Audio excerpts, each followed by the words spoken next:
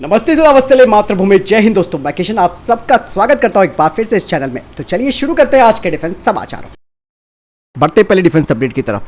दोस्तों, भारत ने रूस यूक्रेन युद्ध से एक बड़ी सीख लेते हुए लंबी दूरी के घातक हथियारों को सेना में शामिल करना शुरू कर दिया है, क्योंकि भारत के साथ चीन और पाकिस्तान दोनों की तरफ से टू फ्रंट वॉर की सिचुएशन बनती हुई दिखाई दे रही है। ऐसे में भारत अपनी सेना को एडवांस गन्स, मिसाइलें और रॉकेट सिस्टम की खरीद को बढ़ाने जा रहा है, जिससे कि जंग के दौरान जिन हथियारों की जरूरत है वो सब कुछ भारतीय सेना के पास मौजूद रहेंगे। अब कहा जा रहा है कि 155 mm आर्टिलरी गन सिस्टम, लंबी दूरी तक मार करने वाली मिसाइलें और रॉकेट सिस्टम, इसके अलावा सर्विलांस और target acquisition unit, swarm drone, loiter munitions को शामिल किए जाने की योजना बन चुकी है। सेना ने दो बातों पर विशेष जोर दिया है। दो ऐसे हथियार हैं जिन्हें आसानी से एक जगह से दूसरी जगह ले जाया जा सकता है। दूसरा, लंबी दूरी तक मार करने वाले हथियार। दरअसल भारत के पास ऐसी तोपों की संख्या काफी ज्यादा थी जिन्हें कैरियर से ले जाने की जरूरत पड़ती है। हालांकि अब सेल्फ प्रोपेल्ड तोपें खरीदी जा रही हैं। सेना के K9 वज्र के अपग्रेड वर्जन का भी परीक्षण चल रहा है और भारतीय सेना तोपखाना रेजिमेंट की क्षमता को बढ़ा रही है। इसके लिए 300 से ज्यादा स्वदेशी अपग्रेडेड आर्टिलरी गन सिस्टम यानी कि ATAGS और 300 माउंटेड गन सिस्टम की खरीद की प्रक्रिया चल रही है। यही नहीं, इसके अलावा सेना को दक्षिण कोरिया से लंबी रेंज वाली 100 K9 वज्र तोपें भी मिलने वाली है।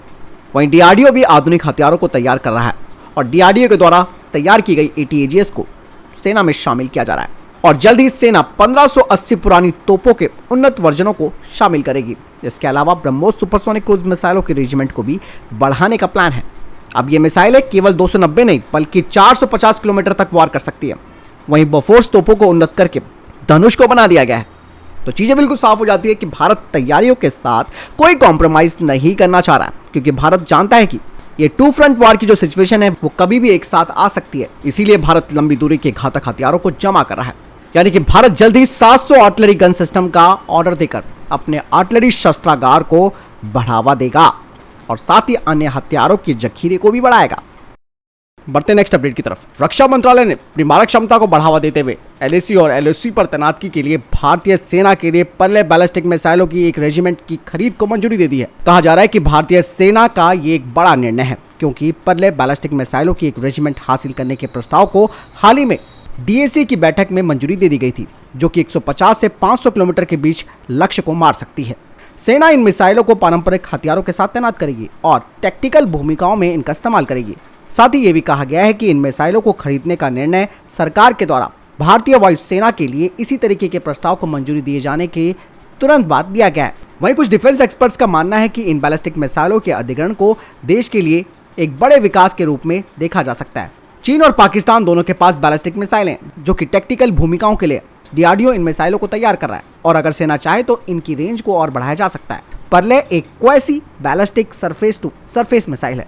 यह एडवांस मिसाइल इंटरसेप्टेड मिसाइलों को हराने में सक्षम है। यह हवा में एक निश्चित सीमा तय करने के बाद अपना रास्ता बदलने की क्षमता रखती है। तो एक बड़ा फैसला रक्षा मंत्रालय के द्वारा। बढ़ते नेक्स्ट अपडेट की तरफ। भारतीय वायुसेना अब सैनिकों को अग्रिम क्षेत्रों तक ले जाने के लिए एयरबस 321 यात्री विमान का इस्तेमाल करेगी। कहा जा रहा है कि भारतीय वायुसेना ने लद्दाख में लेह जैसे अग्रिम क्षेत्रों में सैनिकों को पहुंचाने के लिए अपने 6 A321 यात्री विमानों में से 4 का इस्तेमाल करना शुरू कर दिया है। दरअसल आपको बता दें कि भारतीय वायुसेना ने 6 सेकेंड हैंड A321 विमान खरीदे थे airborne early warning and control विमान में परिवर्तित करने के लिए। वायुसेना के अधिकारियों ने कहा कि लद्दाख में लेह जैसे आगे के इलाकों तक पहुंचने में सैनिकों की मदद के लिए परिवहन भूमिकाओं के लिए इन 4 विमानों का इस्तेमाल हो रहा है। अन्य विमानों का इस्तेमाल DRDO के द्वारा भारतीय वायुसेना के लिए आसमान की आंख यानी कि नेत्रा 2 प्रोग्राम के तहत परिवर्तित करने के लिए किया जा रहा है। भारतीय वायुसेना के पास अभी 2 मेड इन इंडिया नेत्र विमान है। इसके साथ ही 3 इजरायली फाल्कन अवॉक्स भी शामिल है और इस परियोजना से भारतीय वायुसेना को निगरानी के लिए और अधिक विमान मिल जाएंगे। चलिए बढ़ते नेक्स्ट अपडेट की तरफ। भारतीय वायुसेना के प्रमुख कह चुके हैं कि वो 100 तेजस मार्क 1A फाइटर जेट्स का ऑर्डर देंगे, जिसका मतलब ये है कि 40 तेजस मार्क 1 और 183 तेजस मार्क 1A फाइटर जेट्स भारतीय वायुसेना में शामिल होंगे, जो कि अमेरिका के F404 इंजन से लैस होंगे। जिसका मतलब यह है कि भारत अपनी वायुसेना के लिए 120 F404 इंजनों का ऑर्डर दे सकता है। यही नहीं, इसके अलावा भारतीय वायुसेना बेस रिपेयर डिपो को खोलने की तैयारी कर रही है, जहां F404 इंजनों का ओवरहॉल और मेंटेनेंस किया जाएगा। चलिए बढ़ते हैं नेक्स्ट अपडेट की तरफ।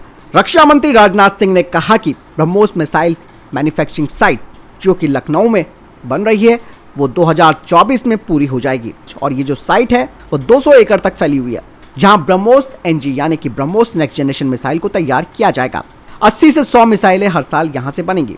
कहा यह जा रहा है कि घरेलू जरूरतों के अलावा इन्हें एक्सपोर्ट भी किया जाएगा, क्योंकि कई देश ब्रह्मोस NG पर अपना इंटरेस्ट जाहिर कर चुके हैं, जिसमें कि Greece, Egypt, Brazil, Saudi Arabia और यूएई शामिल हैं।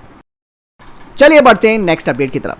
TCS टेक्नोलॉजीज प्राइवेट लिमिटेड ने अपना पहला portable radar cross section measuring device तैयार किया है, जो स्वतंत्र रूप से यानी कि इंडिपेंडेंटली शिप्स और यूएवीज में डिप्लॉय किया जा सकता है। दरअसल किसी भी शिप का रडार क्रॉस सेक्शन काफी जरूरी हो जाता है किसी ऑपरेशन के लिए, जिसमें कि काउंटर मेजर्स को डिप्लॉय किया जाता है, जैसे कि चैफ रॉकेट्स को, और रडार क्रॉस सेक्शन की एक्यूरेसी मेजरमेंट होने से सीधा दुश्मनों के एंटी मिसाइल डिफेंसेस के खिलाफ सॉफ्ट किल मेजर्स पर प्रभाव पड़ता है।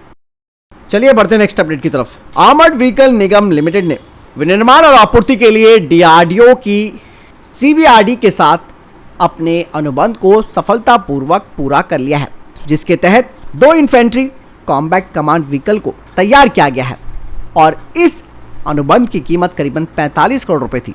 अब कहा जा रहा है कि शुरुआती कॉन्ट्रैक्ट के पूरा होने के बाद आर्मर्ड व्हीकल निगम लिमिटेड को 177 कमांड व्हीकल्स का ऑर्डर दिया जाएगा, जिनकी अनुमानित कीमत लगभग 4000 करोड़ रुपए होगी। दरअसल दोस्तों, infantry combat command vehicle BMP-2K, जो कि इन्फेंट्री कॉम्बैट व्हीकल BMP-2 का एक जबरदस्त मॉडिफिकेशन है, जिसे कि आधुनिक युद्ध की डिमांड को पूरा करने के लिए डिजाइन किया गया है। और ये विशेष वाहन मोटर चलित राइफल बटालियन सब यूनिटों के ऑपरेशनल कंट्रोल के लिए तैयार किया गया है, जो इलाके की दिशा और युद्ध अभियानों के संचालन जैसी महत्वपूर्ण कार्य क्षमताओं की पेशकश करता है, खासकर कि उन परिस्थितियों में जिनमें परमाणु मिसाइल हथियारों की तैनाती शामिल होती है।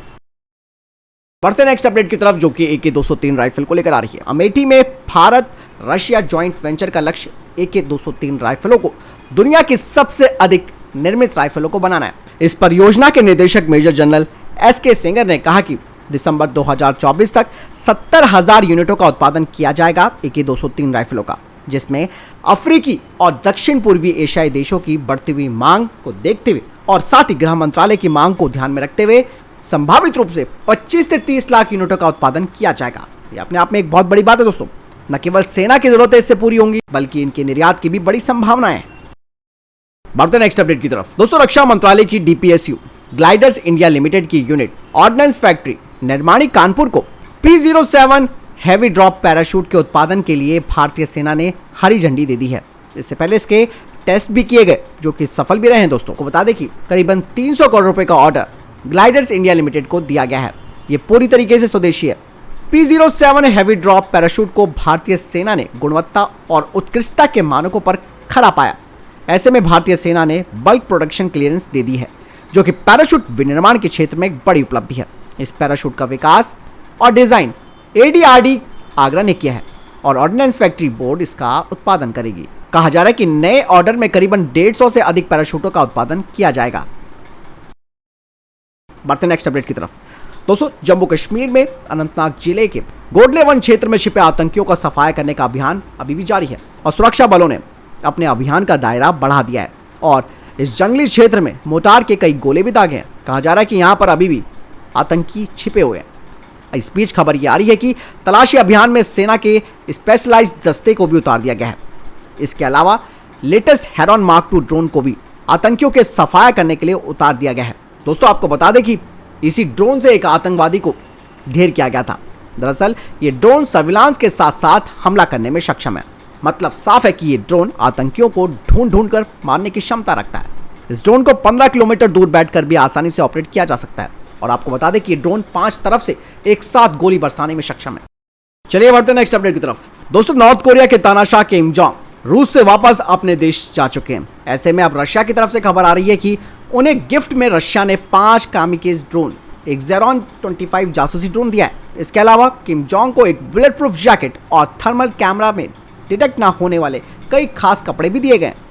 नॉर्थ कोरिया की मीडिया की तरफ से कहा गया है कि किम जोंग के दौरे को रशिया के साथ दोस्ती का नया दौर माना जा सकता है। इससे पहले किम जोंग उन ने रूसी हाइपरसोनिक मिसाइल किंजल और परमाणु क्षमता वाले बॉम्बर्स का जायजा लिया था और कहा यह भी जाना था कि नॉर्थ कोरिया रशिया से उनके 5वीं पीढ़ी के फाइटर जेट Su-57 को भी खरीद सकता है। तो फिलहाल ये तभी तक के टॉप डिफेंस और स्पेस अपडेट्स। वीडियो के संबंध में कोई प्रश्न जवाब है, आपका कोई सवाल है, कमेंट सेक्शन में लिखकर जरूर पूछ सकते हैं। मिलता हूं नई वीडियो के साथ, चैनल जरूर सब्सक्राइब कीजिएगा। जय हिंद, वंदे मातरम।